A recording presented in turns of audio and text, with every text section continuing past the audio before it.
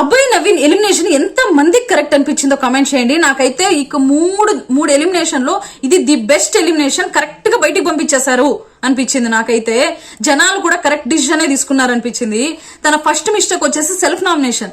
ఏ season లోనూ self nominate చేసుకున్న వాళ్ళు ఎలిమినేట్ అవ్వకుండా లేరు. తను ఓవర్ కాన్ఫిడెన్స్, అంటే నేను నా స్ట్రెంత్ తెలుసుకోవాలనేసి అయితే నామినేట్ అయ్యాడు. అండ్ సెకండ్ వచ్చేసి టాస్క్ లో వెనక అంటే బలూన్ టాస్క్ లో గిర్ర దాటి వెళ్ళడం.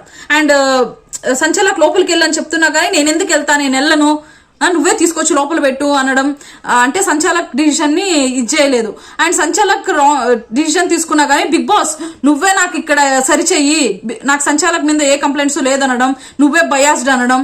అసలు సోనియా తన ఫ్రెండ్ అనేసి సోనియా గురించి ఏం చెప్పకుండా బిగ్ బాస్ నే అన్నావు.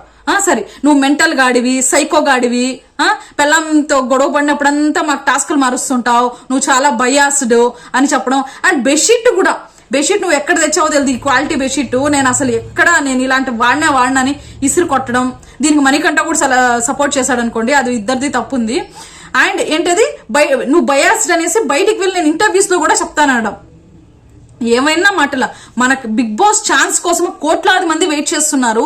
అలాంటి కోట్లాది మందిలో మనకు ఒక ఛాన్స్ దొరికింది, అది మనం యూజ్ చేసుకోవాలి, జనాల మనసులను గెలుచుకోవాలి. సో మనకి ఇంకా వేరే ఫిలిం ఛాన్సెస్ వస్తాయనేసి లేకుండా మనకు ఛాన్స్ ఇచ్చిన వాళ్ళనే ఎలా పడితే అలా మాట్లాడితే ఎలా చెప్పు. అబ్బాయి గారు ఇది చాలా రాంగ్ అండి. మీరు అసలు సారీ కూడా మీరు చెప్పలేదు. బిగ్ బాస్ గేట్లు ఓపెన్ చేసినా కూడా నువ్వు సారీ అనేది కూడా అడగలేదు. సోనియా వచ్చి సారీ చెప్పు, నువ్వు తప్పు చేసావు అంటుంటా కూడా తను సారీ కూడా చెప్పలేదు. ఇది చాలా రాంగ్. అండ్ నువ్వు బయటకు వచ్చిన తర్వాత కూడా బిగ్ బాస్ బయాస్డ్ అనే చెప్తున్నావు.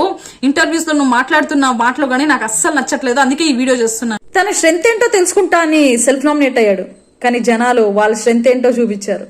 మీరేమంటారు?